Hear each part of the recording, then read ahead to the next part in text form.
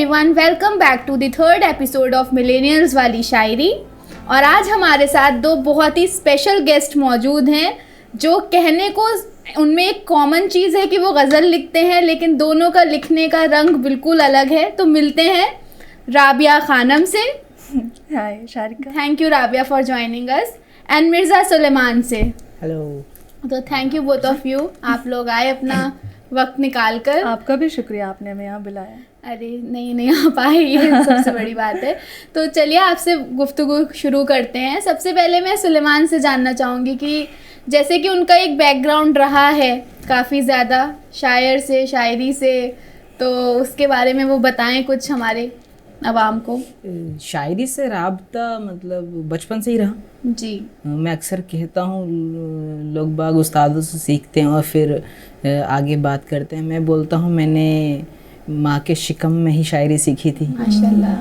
तो मेरा राब्ता वहीं से रहा। और मेरी पहली उस्ताद मेरी वालदा रही, फिर हमारे दादा लिखते थे, फिर इधर ताया लिखते थे। तो मतलब घराने में हमारा एक होता है कि सालाना एक मुशायरा हमारा खुद का ही होता है, जिसमें अगर आपके नाम के आगे मिर्ज़ा लगता है तो आपको पढ़ने की इजाज़त है, अगर आप मिर्ज़ा नहीं है तो आप पढ़ नहीं सकते। अच्छा। तो वहीं से वो सिलसिला चला, फिर शायरी को और जाना। और फिर खुदा का करम है, लिखते सभी हैं, वालदा भी लिखती हैं, छोटे भाई और बड़े भाई, पापा वगैरह सभी लोग लिखने वाले हैं, लेकिन सब ने इसको अपना प्रोफेशन नहीं बनाया, सब लोगों ने इसको इस तरह से नहीं किया। मेरी खुशकिस्मत नहीं है, मेरे को इसी में आगे काम मिलता चला गया जी। लोग उसी में जानने लगे। एक मरतबा मेरा आगाज़ ऐसी था कि एक मरतबा एक साहब ने एक नशिस्त में बुलाया, फिर वहाँ से राब्ते बने, फिर वहाँ से स्टेजेस मिली, और फिर करते करते करते करते आज यहाँ। और आज दिल्ली में हर कोई जानता है मिर्ज़ा सुलेमान के बिना काफ़ी मुशायरे मुकम्मल नहीं होते हैं। और दूसरी हमारे साथ हैं राबिया खानम। और आपको मैं वैसे भी आप मेरी दोस्त हैं तो काफ़ी कुछ जानती हूँ, लेकिन हमारी ऑडियंस जानना चाहेगी आपका ये सफ़र एक टीचर के अंदर एक शायर आपने कैसे कैद कर रखा था। देखिए, मैं ये मानती हूँ कि जो एजुकेटर होता है ना, तो हमारी ज़िंदगी तो वैसे ही कागज़ कलम के दरमियान ही रहती है। तो आपने भी इस पेशे से शुरुआत करी थी ना, तो हम एजुकेटर्स की लाइफ ऐसी होती है कि हम हैं ही महदूद उस दुनिया में। और जहाँ तक पढ़ाते पढ़ाते लिखने की जो शुरुआत है ना, वो इस तरह से हुई थी कि जैसे मिर्ज़ा बता रहे हैं कि घर में ना वो वैसा माहौल रहता है और इनकी वालदा लिखती थी, फिर वहाँ से इनके अंदर वो चीज़ आई। तो कुछ वैसा ही मेरे केस में भी है। मेरी अम्मी ना गज़लें बहुत पसंद करती हैं, मतलब सिर्फ पढ़ना ही नहीं, सुनना भी। तो हमेशा से ये रहता था, मुझे आज भी याद है, मैं छोटी थी, स्कूल से आती थी तो उनके पास ना एक नए कैसेट का मतलब वो कलेक्शन बनाया करती थी। तो ग़ुलाम अली को बहुत सुनती थी और मेहंदी हसन को भी। तो जब वो सुन रिव्यू होती थी उसी दरमियान हम सब अनकॉन्शियसली हम भी कंज्यूम कर रहे होते हैं वो चीज़, और हम सब भी सुन रहे होते थे। तो ये एक इस तरीके से सिलसिलेवार तरीके से वो धीरे धीरे मेरे अंदर वो इंटरेस्ट डेवलप होना शुरू हो गया। और फिर मैं भी, अम्मी गुनगुनाती भी थी, गाया भी करती थी गज़लें, तो मैं उनको सुन सुनकर मैं भी उस तरह से, है ना। इस मौजू पे एक बात याद आ गई, जावेद अख्तर साहब की, हमारी यूनिवर्सिटी में आए तो उन्होंने कहा था मोची का बेटा ना चाहते हुए भी जूता काटना सीख ही लेता है। तो ऐसे ही जब आप इस माहौल में पले बढ़े रहते हो तो अगर आपको गज़ल कहना नहीं आएगा तो सुनने का शौक़ होगा, तो दोनों चीज़ें ही इम्पॉर्टेंट है वैसे तो।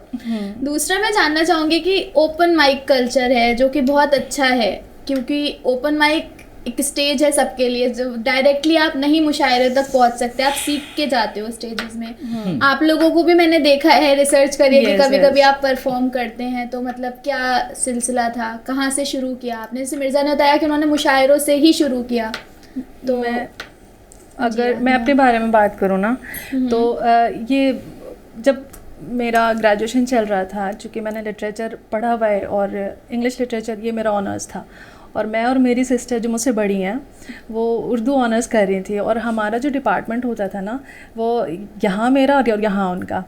तो एक दफ़ा I still remember that day कि हमारे प्रोफेसर पढ़ा रहे थे, एक सोनेट थी जॉन मिल्टन की, एंड वो पढ़ा रहे थे, and I felt disconnected, you know. तो मेरे को बिल्कुल भी मज़ा नहीं आ रहा था, और बाकी दिन की तरह मैं कुछ अलग ही हरकत कर रही थी, है ना। तो आई जोन्ड आउट। तो मैंने बस ऐसे ही कोई बहाना करके वहाँ से निकलना बेहतर समझा। वहाँ से निकल कर मैं अपनी बहन के डिपार्टमेंट में चली गई। क्या पता क्या क्या आया था उस दिन। और उनके डिपार्टमेंट में जब गई तो जो उनके क्लासेस जब चल रहे होते थे तो मोस्टली जो HOD होते थे वही लेते थे, और वो मुझे पहले से जानते थे। मेरी वैसी बात ही होती थी और उनको पता था कि ये रुक़ैया की सिस्टर है। तो उन्होंने इशारे से मेरे को कहा कि बैठ जाओ, कोई मसला नहीं है। तो मैं बैठ गई, और बैठने के बाद सडनली ऐसा हुआ कि एक जगह पे जहाँ मैं डिसकनेक्टेड फील कर रही थी, दूसरे ही मोमेंट पे मेरे को ना एक वाइब ही चेंज हो गई। वहाँ पर मीर तकी मीर की कोई शेर उन्होंने दी थी और उसकी तशरीह करने के लिए स्टूडेंट्स को दिया हुआ था, और बाकी स्टूडेंट बड़े उस चीज़ में बहुत लीन थे, अपना अपना पेपर वर्क कर रहे थे। तो मेरे को समझ नहीं आ रहा था कि मैं क्या करूं, क्योंकि ना ही मैंने अपना नोटबुक कैरी कर रहा था। मैंने तो ऐसे ही कह के अपने डिपार्टमेंट से एग्ज़िट किया ना। तो मैंने किसी से ऐसे मांगा एंड आई वाज प्रिटेंडिंग कि हाँ मैं भी कुछ लिख रही हूँ। और उस दरमियान मेरी बहन के डेस्क पे एक उनकी बुक थी, अल्लामा इकबाल की है ना, बांगे दरा जी, तो वो रखी हुई थी। तो मैंने उसकी ही कुछ वरक़ ऐसे खोल करके देख करके मतलब लिखना शुरू कर दिया। और उसके बाद में वो बुक फिर मैंने पढ़ी जाके घर, and that is when I started taking interest in that. कह रहे यार ये जो उर्दू लिटरेचर वाले हैं इनकी दुनिया अलग महसूस होती है हमारी वाली दुनिया से।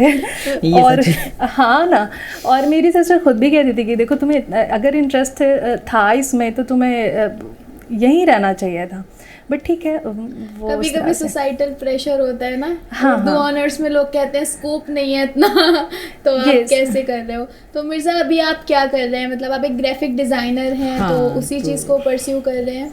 अब तो मैं कुछ क्या ही कर रहा हूँ मुझे नहीं मालूम। अब मैं सिर्फ, क्योंकि मैं आजकल एक मेरा बैंड भी है, मैं वो भी चला रहा हूँ। कमाल कर रहे हैं मतलब जी। ये तो कहावत वाली बात हो गई ना, जो कुछ नहीं करते कमाल करते। तो मैं कमाल तो नहीं कर पा रहा हूँ, लेकिन हाँ एक हाल ही में एक मैंने बैंड बनाया जिसका नाम रिहाई रखा है हम लोगों ने। तो रिहाई के पे काम कर रहा हूँ मेजरली, क्योंकि वही था जब लिखते हैं तो बहुत सारी चीज़ें लिखी जाती हैं। तो जब कुछ गज़लें लिखी गई, अब मैं गले से नाबीना आदमी हूँ तो अपन तरन्नुम नहीं गा सकते, लेकिन तरन्नुम कंपोज कर सकते, क्योंकि म्यूज़िक क्या था कि शायरी तो विरासत में मिली, लेकिन म्यूज़िक मेरा शौक़ था और वो रहा हमेशा से। तो हल्के हल्के करके इंस्ट्रूमेंट सीखे थे, तो वही जो लिखा फिर उसको कंपोज करने का शौक़ है ही। तो जितना लिखता हूँ कंपोज करता हूँ, फिर जब वो कंपोज कर ले तो गाने वाला कोई चाहिए तो एक गाने वाला ढूंढा, फिर एक बजाने वाला और ढूंढा। तो ऐसे करते करते मैंने बैंड बनाया। तो फ़िलहाल मैं आजकल महफ़िलें, असल में चाहे वो मौसीकी की हो चाहे वो शायरी में सुर लग जाता है ना, तो उसका वज़न बढ़ जाता है। हाँ, क्योंकि आप एक गज़ल 1000 बार सुन सकते हो अगर वो तरन्नुम में हो, तो ये हकीकत है। तो आप दोनों किस किस मौजू को छूते हैं अपने शायरी के मतलब लिहाज से? पहले आप मिर्ज़ा आप ही बता दें, आपसे पहले बात मैं मेरा पसंदीदा जो मौजू है वो मोहब्बत ही है हमेशा से, क्योंकि मुझे लगता है नफ़रतें बहुत हैं इस जहान में, तो मोहब्बतों की बात करिए ज़्यादा बेहतर है। और दुनिया बदलने से बेहतर है कि ख़ुद को बदला जाए। तो मैंने ख़ुद को ही मोहब्बत का आदी बना लिया है। तो हर जगह जहाँ नफ़रत भी होंगी मैं वहाँ मोहब्बतें ढूंढता हूँ, तो मैं मोहब्बतों पे ही बात करता हूँ। अब राबिया से जानेंगे, राबिया कैसा लिखती है? मैं अगर अपनी बात करूँ ना, कि अब तक मुझे नहीं पता, मैंने चंद कुछ परफॉर्मेंस दिए हुए हैं, हालांकि परफॉर्मेंस लफ्ज़ भी ठीक नहीं है तो ये मेरा माजी है। और मैं अभी फ़िलहाल अगर आप मुझसे जानना चाहें ना, तो मैं ये कहूँगी कि मैं इसको शुरुआत भी नहीं मानती जी। और जहाँ तक उर्दू शायरी की बात है ना, तो ये बहुत आला तरीन और बड़ी ऊँचे दर्जे की चीज़ है। तो ये अगर ठीक है, शौक़ है, मुझे शौक़ है या बाकियों को होता है, या फिर हमारे साथ के जो फेलो आर्टिस्ट हैं वो भी शौक़ ही रखते हैं, ज़ाहिर है तभी तो वो करते हैं, लिखते हैं। लेकिन मैं मानती हूँ कि शौक़ जब तलक ज़ौक़ में तब्दील ना हो वो असर नहीं छोड़ती। तो ज़ौक़ का इंतज़ार करना चाहिए, और ये यकायक तो नहीं आ सकता, वक्त लगता है एक प्रोसेस के तहत। और फिर जब आप उसमें जज्ब होना शुरू हो जाते हैं, फिर उसकी लज़्ज़त को महसूस करते हैं, और फिर लगता है कि यार देखें मैंने जो एक्सपीरियंस किया है ना, जैसे अभी दिल्ली की हम बात करें, यहाँ पर मेरे नज़दीक या मेरे पर्सनली जानने वाले कई ऐसे हैं जो काफ़ी कम उम्र के हैं और जो मेरे हम उम्र भी हैं, जो मुझसे कम उम्र के भी हैं और काफ़ी अच्छा लिख रहे हैं, लेकिन लोगों की नज़र नहीं है उन पर, उनके पास उस तरीके के सामीन नहीं है सुनने वाले। वजह ये मानती हूँ कि उनको वो प्लेटफॉर्म नहीं दिया जा रहा जी। एंड पर्सनली मैं अपनी बात करूँ तो you know I can not bag for the opportunity. मुझसे कहा नहीं जाएगा कि मेरे को ऐसा कुछ चाहिए और आप ऐसा मेरे को करके दें, ये चीज़ मुझसे नहीं हो सकती। और मुझे लगता है कि मेरे सोच और ख्याल को मैच करते हुए कई ऐसे होंगे तो वो वहाँ तक नहीं पहुँच पा रहे जहाँ उनको जाना चाहिए, डिजर्व करते हैं। अब जब आप गलत जगह पर जा कर के वो चीज़ करनी शुरू करेंगे तो फिर वो बात नहीं रह जाएगी, ना आपको उस तरीके के सुनने वाले मिलेंगे, ना आपको वो तरजीह मिलनी है, ना फिर वो आपकी खुद की तशफ़ी का भी कुछ हो नहीं पाएगा फिर, क्यों वो सेटिस्फाइंग नहीं होगा ना। तो मुझे लगता है कि एक रीस्टार्ट कह लें, या फिर मैं अब कहूँगी कि हाँ मैंने अभी स्टार्ट किया है, वो तो वैसे एक है ना टेस्ट एंड ट्रायल का वो था, यानी ट्रायल एंड एरर की थ्योरी जो हमने पढ़ रखी है, तो वो कुछ वैसा था। ठीक है, मुझे भी बहुत ज़्यादा मैंने इसके अंदर वो नहीं किया, डुबकी नहीं लगाई थी, बस इंटरेस्ट था। ये हकीकत है, जब तक आप घर से निकलोगे आपको नजर नहीं आएगा। तो मैंने बस ऐसे ही मैं लिखती थी और क्योंकि लिटरेचर बैकग्राउंड रहा है और घर से भी थोड़ा था वो, तो एक ऐसा शौक़ था, लेकिन इस शौक़ को और इल्म अरूज़ के फ़न को और इसको ज़ौक़ बनाने का जो प्रोसेस रहा है, इसमें वक्त लगा।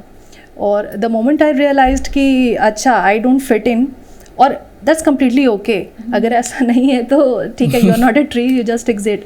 तो मैंने एग्जिट ले ली। अब बहुत लोग मुझसे पूछते हैं कि गुज़रे कुछ महीनों में आप नहीं दिख रहे, या फिर आप कहीं परफॉर्म नहीं करते, या फिर हम कब सुन सकते हैं आपको।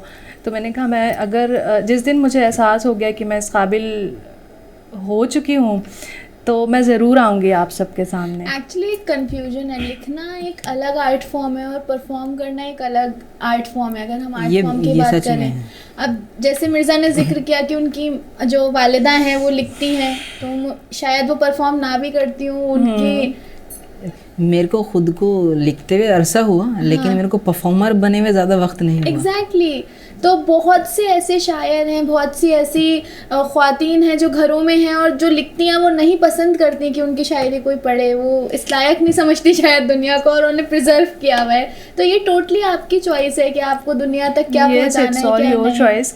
और देखिए दूसरी चीज़ भी है ना कि जैसे मैं बताती हूँ आपको, अगर वो एक्सपोजर नहीं मिलता, देखिए माहौल का और जिस तरह की सराउंडिंग में होते हैं ना, उसका असर आता है। बेशक। अगर आपको एक्सपोजर ही गलत मिल गया है ना, तो फिर आप मिसलीड कर जाओगे और फिर वो कहाँ तक पहुँच जाओगे, और जब रियलाइज़ होगा तो फिर वो मुश्किल है वापसी करना, फिर आपको उस तरह से ही लोग जानने लग जाएंगे। एंड बहुत इंपॉर्टेंट चीज़ जो शारिका अभी आपने कही ना कि परफॉर्मेंस पोइट्री, जिसको स्लैम पोइट्री कहते हैं आई गेस, तो चाहे स्लैम पोइट्री हो या फिर स्पोकन वर्ड, यस, या फिर अभी स्टोरी टेलिंग भी है, तो ये चीज़ें भी चल रही हैं और इनके सुनने वाले काफ़ी हैं। आप इनको देखें तो इनकी पॉपुलैरिटी भी है, और तो वो चीज़ें हो रही हैं वो उसी बेस पे ही तो हो रही है ना, कि जैसे लिखना कभी भी इस नीयत से नहीं हो सकता था कि आपको इससे शोहरत चाहिए। बेशक। और मेरे नज़दीक शोहरत बहुत अदना सी चीज़ है,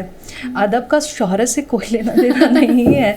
और जब ये एहसास हो जाता है फिर आप समझ जाते हो कि क्या चीज़ है। एटलीस्ट हमें तो कदर करनी चाहिए ना, जब आपके अंदर वो समझ इल्म आ रही है। प्रायोरिटी सबकी अलग अलग है। कुछ लोग शोहरत के लिए ही लिखना शुरू कर दिया, कुछ ने कोविड में, क्योंकि जब इंस्टाग्राम रील्स आई और वो कुछ बना रहे हैं, वो असल में लोगों ने उतना ही देखा है ना। Exactly. अभी लोगों ने दुनिया देखी नहीं थी, उन्होंने जब उनके पास बहुत सारा फारिग वक्त हुआ तो उन्होंने टिकटॉक और क्या कहते हैं रील्स देखना शुरू किया। Exactly. और उन्होंने नया चेहरा देखा, और नया चेहरा देखते कि भाई यार ये तो बहुत अच्छे व्यूज़ आ रहे हैं, तो ये तो हम भी कर सकते हैं। Exactly. लेकिन उसके पीछे का स्ट्रगल लोगों को नहीं मालूम, उस शख्स ने वो चीज़ लिखने में या वो चीज़ की आमद होने में कितना वक्त पीछे गया, या कितनी पहले परफॉर्मेंसेस हो चुकी हैं उसके बाद जाके वो चीज़ आई हैं। लेकिन मैं आज भी ये मानती हूँ कि आप व्यूज से आपको शोहरत मिल सकती है, लेकिन वो शोहरत बहुत लंबे अरसे तक वो वायरल है ना, बस वो वायरल है, वो जिस तरह से उतर जाएगा बुखार, वो जैसे चढ़ा है वो वैसे उतरेगा। एग्जैक्टली और एक ये चीज़ मेरे नज़दीक के जैसे ये जो भी लोग हैं ना, वो मेरे नज़दीक वो मेरी ही तरह है, मैं भी उनकी तरह ही रही होंगी कभी, है ना। हम सब ने शुरुआत तो कहीं ना कहीं से की होती है, लेकिन उस शुरुआत में अगर हमें ये समझ नहीं होती तब तक भी माफ़ी है, लेकिन जब समझ है ना तो आपको फिर उसकी इज्जत करनी होगी और आपको फिर अपनी जगह ढूंढनी होगी कि आप कहाँ के लिए हैं और आप कहाँ थे। तो बिल्कुल आप निकले वहाँ से, और शोहरत बिल्कुल मकसद नहीं होनी चाहिए। शोहरत के लिए अगर आपने शुरू करा है तो पहले ही आपने तौहीन करी इस चीज़ की पहले तो हाँ बिल्कुल करी है, और तौहीन के बाद आपने क्या किया है कि अगर ठीक है तौहीनी की बात है भी तो आपने उसको कंटिन्यू कर रखा हुआ है अभी तक कि ठीक है फेम है, थोड़ा थोड़ा शोहरत हो रही है, और बहुत जल्दबाज भी हो रहे हैं ना लोग कि उनको जल्दबाजी बहुत है, चीज़ में नहीं रह गया, रिलेशनशिप्स में, पर्सनल लाइफ में, जॉब्स में, आप कहीं देखो सबसे ज़्यादा अगर कमी आप देखोगे रूट में तो वो पेशेंस की है। नहीं पेशेंस की तो बात है ही, लेकिन जहाँ तक शायरी का ताल्लुक़ है ना, कि जैसे आप ये समझें कि अगर आप कॉमर्शियल राइटिंग कर रहे हैं या आप एज ए लिरिसिस्ट भी काम कर रहे हैं, तो मेरे पास आते हैं कई ऐसे लोग, वो कहते हैं लिरिक्स के लिए अप्रोच करते हैं, तो मैं कहती हूँ कि ये मेरे को ना काफ़ी अजीब सी चीज़ लगती है कि मेरा मन नहीं है और मैं उस पश मंज़र में नहीं हूँ और मेरे को एक सीन और सिचुएशन बताई गई है कि आप ऐसे ऐसे लिखते हैं और इस तरीके का सीन है, तो मुझे लगता है ये कितनी नकली सी चीज़ है जो मैं करूँगी, और ये इसलिए करूँगी क्योंकि इसके लिए आपको पे किया जाता है, और लेकिन वो तो सच्चे एहसासात नहीं है ना, वो आपके नहीं है ना। इसमें भी दो चीज़ें हैं ना। अभी क्या कहते हैं, सामने वाले ने सिचुएशन दे दी है, हम लोग वो कर भी रहे हैं। अभी मेरे कोविड में मेरे साथ हुआ था, तो एक ब्रांड ने मेरे को उसकी कंपनी के लिए एक जिंगल लिखने के लिए दिया, तो अपने को वो लिखना था, तो उन्होंने जब वो दे दिया, मैंने जो मेरा जोनर कहेंगे, जो मेरी भाषा है, मैंने उसको उस हवाले से लिख दिया। अभी लेकिन नहीं, उनको वो नहीं चाहिए, उनको सिचुएशन के हिसाब से भी लफ्ज़ भी उनकी मर्जी के चाहिए जो चुभे कानों में ना। जैसे लव स्टोरियां हैं तो जिस राइटर ने लिखा होगा वो भी प्रेम कहानियां यूज कर सकते थे या 10 चीजें, लेकिन वो क्योंकि कहते हैं ना जैसे cinema is a reflection of society, इसी तरह से आर्ट लोगों ने सोसाइटी, पहले क्या होता था, पहले आर्टिस्ट आर्ट बनाता था और अपनी ऑडियंस बिल्ड करता था, भले ही 4 लोगों। अब क्या हो रहा है, पहले ऑडियंस बना ले रहे हैं वायरल होके, फिर उनके अकॉर्डिंग सर्व कर रहे हैं। यस और ये भी है कि जब आप इस तरह की कॉमर्शियल राइटिंग कर रहे होते हैं ना, तो वैसा काफ़ी ये कंट्रोल्ड है ना ये चीज़, तो आपको वो मज़ा नहीं आता। फ्रीलांसिंग सबसे ज़्यादा कंट्रोल्ड है। चलिए अब आप दोनों से सुनेंगे, आप लोग बहुत अच्छा लिखते हैं तो हम चाहेंगे कि हमारे दर्शक भी सुने। तो सबसे पहले मिर्ज़ा आप सुनाइए अपना कोई पसंदीदा कलाम। पसंदीदा तो बहुत सारी चीज़ें हैं, अक्सर तो आप बहुत सारी सुना दीजिए। ठीक है, तो आप गज़ल सुनेंगे या नज़्म सुनेंगे? आप जो सुना दो ना। हाँ गज़ल दोनों ही सुना दो। दोनों सुना दो। दोनों सुना, ये बड़ा काम है। चलिए एक गज़ल मेरी पसंदीदा गज़ल में से एक है कि गर्दिश में जो ये शम्स व कमर देख रहा हूँ, गर्दिश में जो ये शम्स व कमर देख रहा हूँ, ये भी तेरे जलवों का असर देख रहा हूँ, ये भी तेरे जलवों का असर देख रहा हूँ, कुछ इस तरह मेरे दोस्त तसव्वुर में बसे हो, तुम ही नज़र आते हो जिधर देख रहा हूँ। बहुत कल जिसने लगाई थी नशे मन को मेरे आग, कल जिसने लगाई थी नशे मन को मेरे आग, आज उनका भी जलता हुआ घर देख रहा हूँ। और इसका मख्ता है, मेरा तखल्लुस में मुशफ़िक़ लिखता हूँ। अच्छा। तो इसका मख्ता मेरे को ख़ासा पसंद है कि गर्दिश में जो ये शम्स व कमर देख रहा हूँ, अब राह में कतरा के गुज़र जाते हैं मुशफ़िक़, अब राह में कतरा के गुज़र जाते हैं मुशफ़िक़, बदली हुई मैं उनकी नज़र देख रहा हूँ। बहुत बेहतर, बहुत अच्छा। तो पहले राबिया से गज़ल सुन लेते हैं, फिर आप दोनों नज़्म सुना दिएगा। मिर्ज़ा ने तो वैसे बिना देखे पढ़ दिया ना। मेरा एक मसला ये भी है कि मुझे याद नहीं रहता। जी कोई नहीं। जब तक कोई तन्हा शेर सुना दीजिए मिर्जा, जब तक राबिया ढूंढ रही है। मैं मतलब और शेर सुनाता हूँ एक पसंदीदा, सबसे ये सबसे पसंदीदा मक्ता है, क्योंकि मुशफ़िक़ का मानी बहुत अच्छे हैं, दोस्त है, ठीक है। तो एक गज़ल में मैंने मेरे को सबसे पसंदीदा मक्ता ये है, इसका मतलब है कि अपना जलवा दिखा गया सूरज, गम की शबनम उड़ा गया सूरज, परतवे हुस्न आपसे लेकर सारी दुनिया पे छा गया सूरज। और इसका मक्ता है कि बर्ख गुलशन जलाने आई थी, बर्ख गुलशन जलाने आई थी, बन के मुशफ़िक़ बचा गया सूरज। बहुत उम्दा। चलिए राबिया शुरू करते हैं। तो वैसे कुछ मतलब ताज़ा तरीन गज़लें भी हैं, मगर मैं कोई पुरानी पढ़ दे रही हूँ, है ना जी। कि जाने अरमा जाने दिल जी, जाने तमन्ना लिख दिया, वाह उसने मेरा नाम लिख कर जाने क्या क्या लिख दिया। वाह। आप मेरी ज़िंदगी हैं, आप मेरी आरज़ू, आप मेरी ज़िंदगी हैं, आप मेरी आरज़ू, मैंने भी कुछ डरते डरते ख़त में इतना लिख दिया। वाह। बहुत उम्दा। आपकी नज़रों में क्या हूँ ये पता मुझको नहीं, आपकी नज़रों में क्या हूँ ये पता मुझको नहीं, मैंने अपना आप को समझा है अपना लिख दिया। वाह। आपका कागज़ कलम था, आपकी महफिल भी थी, आपका कागज़ कलम था, आपकी महफिल भी थी, आपने जिसको भी चाहा उसको अच्छा लिख दिया। वाह, बहुत उम्दा। बेमरवत संग दिल झूठा फरेबी बेवफा, बेमरवत संग दिल झूठा फरेबी बेवफा, आज गुस्से में मुझे भी उसने क्या क्या लिख दिया। अब कोई नाराज़ हो जाए तो वो भी क्या करे, अब कोई नाराज़ हो जाए तो वो भी क्या करे, वो तो एक शायर है उसने जो भी देखा लिख दिया। बहुत शुक्रिया। ये सच्चाई तो होती है कलम में, अब आपको पसंद नहीं आया तो आपका मसला है। चलिए सुनते हैं फिर मिर्जा से नज़्म। एक पसंदीदा नज़्म है, अभी हाल ही में वो नज़्म हुई है। तो नज़्म का उन्वान है इक़रार। तो लिखा कि मोहब्बत तुमसे है जाना, हाँ मैं इक़रार करता हूँ। मोहब्बत तुमसे है जाना, हाँ मैं इक़रार करता हूँ, मुझे इनकार ही कब था मगर इक़रार भी ना था। मोहब्बत दिल ही दिल में है, कभी लब तक नहीं आई, खुदी से ही छिपाई है, खुदी से ही छिपाई है। संजो के ऐसे रखी है कि जैसे सीप में मोती, कि जैसे दीप में ज्योति, कि जैसे खुशबू फूलों में, कि जैसे तितली रंगों में। तुम मुझ में ऐसे शामिल हो, तुम मुझ में ऐसे शामिल हो, तुम मुझ में ऐसे शामिल हो कि जैसे सांस सीने में, दबे एहसास लफ्ज़ों में, कि जैसे बूंद बादल में, कि जैसे नैन काजल में। तुम मुझ में ऐसे शामिल हो। बहुत अच्छा। मोहब्बत अनकही तो है मगर तुम जान जाते सब, मोहब्बत अनकही तो है मगर तुम जान जाते सब, मेरी आँखों को जो पढ़ते मोहब्बत तुम समझ जाते। अगर तुम सुनना चाहते हो तो मैं इक़रार करता हूँ, मोहब्बत तुमसे है जाना, बहुत मैं प्यार करता हूँ।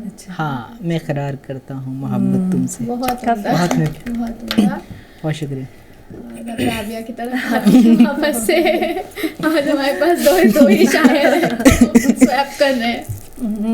नज़म जो है ये देखे ना, ये किस तरह से वो कनेक्ट करती है जी, और उसी रवानी में आप खूबसूरती है। हाँ ना, तो ये ज़ाती तौर पे मुझे भी नज़में लिखना ही पसंद है। तो ये एक नज़म है और आप यकीन करें तो ये ना मैंने परसों रात में कंप्लीट करी है, तो वो मैं पढ़ देती हूँ। इसकी उन्वान को लेकर काफ़ी वो कशमकश थी क्या मैं लिखूँ, मैंने बहुत सोचा, फिर स्टिल मैंने जो उन्वान रखा है मैं उसको तब्दील करूँगी इन फ्यूचर, लेकिन अभी के लिए फॉर द टाइम बीइंग जो रख दिया है वो मैं शुरू करती हूँ। थोड़ी लंबी ये नज़्म है लेकिन ये मेरे सच्चे एहसासात हैं जो मैंने इसमें पिरोए हैं। एक तेरी दुनिया, एक मेरी दुनिया, ये उन्वान है। अच्छा। ठीक है, ठीक है मिर्ज़ा। जी। कोई एक ऐसी दुनिया थी जहाँ पर ज़िंदगी अपनी वाह। गुजार आई थी गफलत में।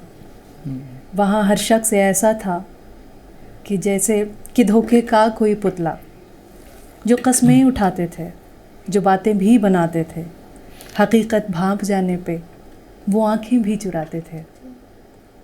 कि अक्सर लोग ऐसे थे जो मतलब ही से मिलते थे, जो उजलत ही से मिलते थे। कि कोई तल्ख बातों से मेरे दिल को दुखाता था, कि कोई तल्ख बातों से मेरे दिल को दुखाता था, कोई झूठी हंसी हंसकर गमे दिल को छुपाता था। कि जिनकी हर अदाएं थीं मेरे इनकार के काबिल, कि हर इंसान जैसे था किसी किरदार में दाखिल। वाह। नज़र फेरूं किसी जानिब छलावा ही छलावा था, नज़र फेरूं किसी जानिब छलावा ही छलावा था। बड़ी नकली सी दुनिया थी, दिखावा ही दिखावा था। जहाँ की थी फ़ज़ा ऐसी जो करती थी घुटन पैदा, जहाँ की थी फ़ज़ा ऐसी जो करती थी घुटन पैदा, के जिस्मों में थकन पैदा, के चेहरों पे शिकन पैदा। वाह। अगरचे हो भी जाता था कभी जो सामना मेरा किसी मुखलिस से इंसान से, मुझे तब भी ये लगता था कि ये औरों सही होगा, उन्हीं खुदगर्ज के जैसा, उन्हीं कमज़र्फ के जैसा। फिर एक दिन यूँ हुआ कि मैं मुसल्ले को बिछा करके लगी कहने खुदा से ये कि मेरा दिल नहीं लगता, वाह। कि मेरा दम सा घुटता है, मेरे अंदर यूँ अक्सर हाँ कोई तूफ़ान उठता है, कि इस दुनिया में मेरा अब गुजारा हो नहीं सकता, कि इस तरह तो जीना अब गवारा हो नहीं सकता। यहाँ पे बस गलाज़त है, जहाँ पे बस खबासत है, यहाँ पे बस गलाज़त है, जहाँ पे बस खबासत है। सुकून क़ल्ब की खातिर इसे अब छोड़ना होगा। वाह।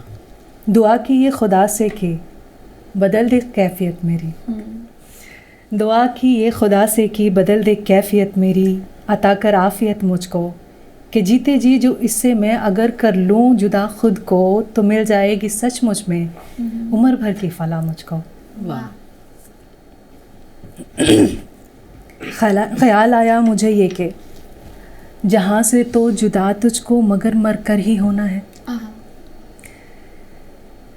उसी लम्हे में अंदर से अचानक एक सदा आई कि इस दुनिया के बाहर भी यहाँ एक और दुनिया है, कि इस दुनिया के बाहर भी यहाँ एक और दुनिया है जो थी अंदर ही में मेरे,